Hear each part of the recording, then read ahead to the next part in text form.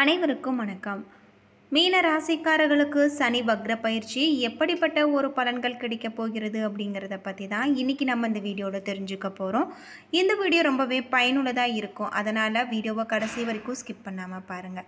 இது வரைக்கும் நம்ம சேனலை நீங்கள் இன்னும் சப்ஸ்கிரைப் பண்ணலைன்னா மறக்காமல் சப்ஸ்கிரைப் பண்ணிவிடுங்க. வாங்க வீடியோக்குள்ளே போகலாம். மீன ராசிக்காரர்களுக்கு 7.5 சனி தொடங்கி இருக்குது.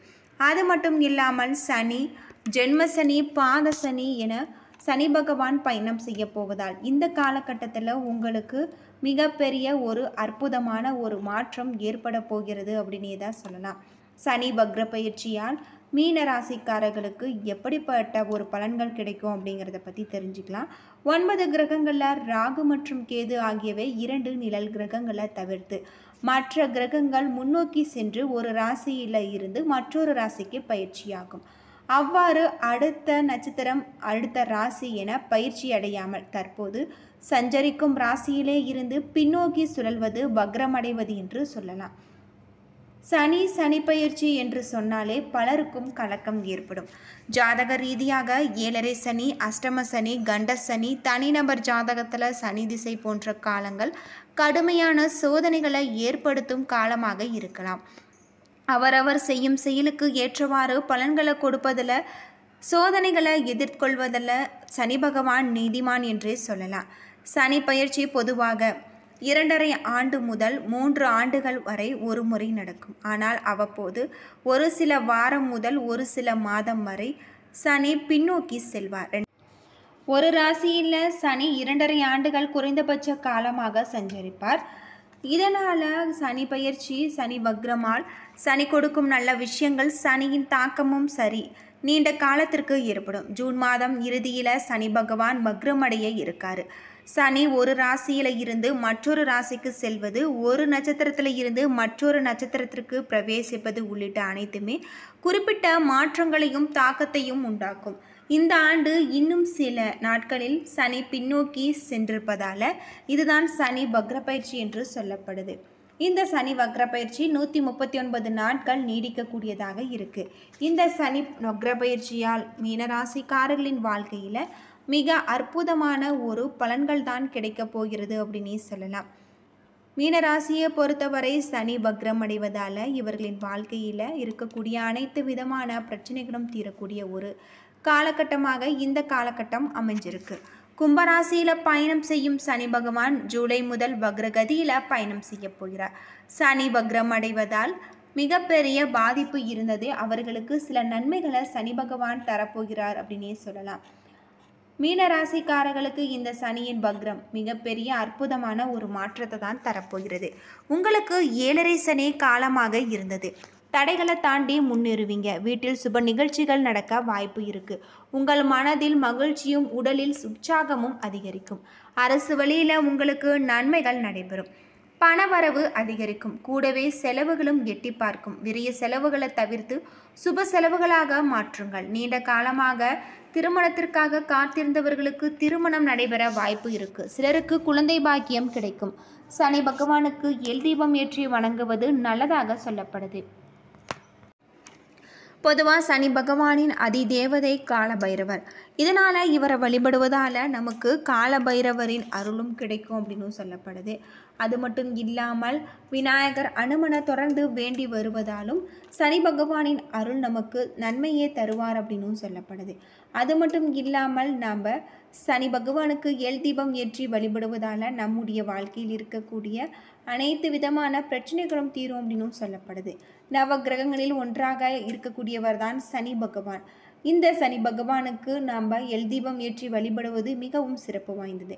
கர்மா மற்றும் நீதி ஆகியவற்றை தெய்வமாக கருதப்படுகிறார். பொதுவாக தெய்வங்களின் அருள் பார்வை நம் மீது பட வேண்டும் என்றுதான் மற்ற கோவிலுக்கு சென்று கொள்கிறோம். ஆனால் சனி பகவான் நம் மீது பட்டுவிடக்கூடாது என்று அனைவரும் வேண்டிக் கொள்வாங்க.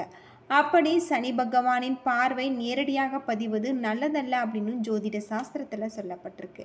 அது மட்டும் இல்லாமல் நீண்ட ஆயுள், நம்முடைய உடலில் இருக்கக்கூடிய பிரச்சனைகளுக்கு தீர்வு காண இதுக்கு காரணமாக இருப்பவர் சனி பகவான். சனி பகவான் ஒருவருடைய வாழ்க்கையில் மிகப்பெரிய ஜாதகராட்சி செய்ய போவும் உச்சம் பெறவோ இருந்தால் அவர் அனைத்து விதமான சௌபாக்கியங்களையும் பெற்று வாழ்க்கையில் உயர்நிலையே அடைவார். சனி கொடுத்தால் எவர் தடுப்பார் என்று சொல்வாங்க. அதுபோல சனி பகவான் எந்த அளவிற்கு துன்பத்தை கொடுக்கக்கூடியவரோ அந்த அளவிற்கு நல்ல பலன்களை வாரி தரக்கூடியவராக தான் இருக்காரு.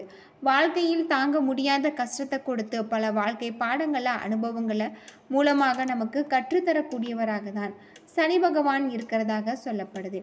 அது மட்டும் இல்லாமல் சனி பகவானை வழிபடுவதால் நம்முடைய வாழ்க்கையில் இருக்கக்கூடிய பாவங்கள் தீரும். சனிக்கிழமை நாட்களில் வழிபடுவது இன்னும் விசேஷமானதாக சொல்லப்படுது. நல்ல பலன்கள் பெறுவதற்கு, கஷ்டங்கள் பலவும் நீங்குவதற்கு சனிக்கிழமைகளில் சனி பகவானுக்கு எல் தீபம் ஏற்றி வழிபட்டு வாருங்கள். உங்களுக்குள் இருக்கக்கூடிய கஷ்டங்களுக்கு தீர்வு காணக்கூடிய ஒரு காலகட்டமாக இந்த காலகட்டம் உங்களுக்கு அமைஞ்சிருக்கு அப்படின்னே சொல்லலாம். பொதுவாக சனிக்கிழமைகளில் விரதம் இருந்து கெடுபலன்களை விளக்கக்கூடிய சனி பகவானிடம் வேண்டிக் கொண்டு விரதம் இருக்க வேண்டும். மாலையில் சாத்வீக உணவை சாப்பிட்டு விரதத்தை நிறைவு செய்து கொள்ளலாம். ஏதாவது இனிப்பு அல்லது இனிப்பான தயிர் சேர்த்து விரதத்தை நிறைவு செய்யலாம். அரச மரத்தடியில் கடுகு தீபம் ஏற்றி வழிபடுவது இன்னும் விசேஷமான ஒன்றாக சொல்லப்படுது. அது மட்டும் இல்லாமல் சனி பகவானை வழிபடுவதன் மூலம் கருப்பு ஏல், கருப்பு உளுந்து போன்றவற்றை கொண்டு நாம் வழிபடுவது நம்முடைய வாழ்க்கையில் இருக்கக்கூடிய பிரச்சனைகளுக்கு ஒரு தீர்வு கிடைக்கக்கூடியதாக இருக்குது. கருப்பு துணியில் சுற்றி அவற்றை அரச மரத்தடியில் வைத்து சனி பகவானின் அருளை வேண்டி சனி பகவானை நாம் வழிபடும் போது நம்முடைய வாழ்க்கையில் இருக்கக்கூடிய அனைத்து விதமான பிரச்சனைகளும் தீரும் அப்படின்னு சொல்லப்படுது. அது மட்டும் இல்லாமல் சனி பகவானின் பார்வையால் நமக்கு மிகப்பெரிய ஒரு மாற்றம் ஏற்படும் அப்படின்னு சொல்கிறாங்க.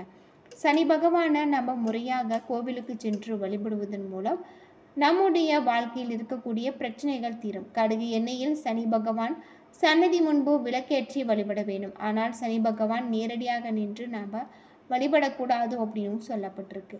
இதுபோல் முறையாக விரதமிருந்து சனி பகவானை வழிபடுவதன் மூலம் நம்முடைய வாழ்க்கையில் இருக்கக்கூடிய அனைத்து விதமான பிரச்சனைகளும் தீரும் அப்படின்னு சொல்லப்படுது. அது மட்டும் இல்லாமல் சனியும் ஜென்ம பகைவராக இருக்கக்கூடியவர் அப்படின்னே சொல்லலாம். ஒவ்வொரு ராசியில் சனி பகவானின் பாதிப்பு இருந்தால் அவர்களுக்கு மிகப்பெரிய பிரச்சனைகள் ஏற்படும். அது மட்டும் இல்லாமல் சனி பகவானின் பார்வை நம்முடைய மீது நேரடியாக படாமல் பார்த்து கொள்வது நல்லது. 30 வருடங்கள் ஆகிறது. அது மட்டும் இல்லாமல் சனியின் ஆட்சி வீடு மகரம், கும்பம், உச்ச வீடு துலாம், நீச்ச வீடு மீசம் அப்படின்னு சொல்கிறாங்க. அது மட்டும் இல்லாமல் சனி பகவானை நம்ம பகை வீடாக சிம்ம ராசியை சொல்கிறாங்க. இப்படி இருக்க சனி பகவானை நம்ம மனதார வழிபட்டு வர நம்முடைய வாழ்க்கையில் இருக்கக்கூடிய பிரச்சனைகளுக்கு ஒரு தீர்வு கிடைக்கக்கூடியதாக தான் இருக்குது. சனிக்கு ஏற்ப கிரகங்கள் அனைத்துமே சுக்கிரன், ராகு, கேது, அது மட்டும் இல்லாமல் குரு பகை கிரகம். சந்திரன், செவ்வாய், பூசம், அனுசம், உத்திரட்டாதி நட்சத்திரக்காரர்கள் அதிபதியாக இருக்கக்கூடியவர்கள். சனி திசை, சனி புத்தி நடைகின்ற காலங்களில் எச்சரிக்கையாக இருக்க வேண்டும். அது சனி பகவானின் பிடியில் சிக்கி இருப்பவர்கள் சிவபெருமான், விநாயகர், முருகன், ஆஞ்சநேயர் போன்றவர்களை தொடர்ந்து வழிபட்டு வந்தால் அவர்களுடைய வாழ்க்கையில் இருக்கக்கூடிய பிரச்சனைகளுக்கு கட்டாயம் ஒரு தீர்வு கிடைக்கும் அப்படின்னு சொல்லப்படுது.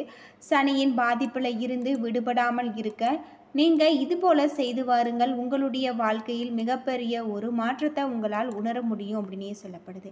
என்ன நண்பர்களே, இந்த வீடியோ உங்களுக்கு பயனுள்ள தகவலை தந்திருக்கும்னு நினைக்கிறேன். வீடியோ பிடிச்சிருந்தால் லைக் பண்ணுங்கள், ஷேர் பண்ணுங்கள், கமெண்ட் பண்ணுங்கள். இந்த சனி வக்ர பயிற்சியால் உங்களுக்கு நல்ல விதமான ஒரு மாற்றம் தான் ஏற்பட போகிறது அப்படின்னே சொல்லலாம். சனி பகவானை முழு மனதோடு எல் தீபம் ஏற்றி வழிபட்டு வாருங்கள். உங்களுடைய வாழ்க்கையில் இருக்கக்கூடிய பிரச்சனைகளுக்கு கட்டாயம் ஒரு தீர்வு கிடைக்கும் அப்படின்னே சொல்லப்படுது. நன்றி நண்பர்களே.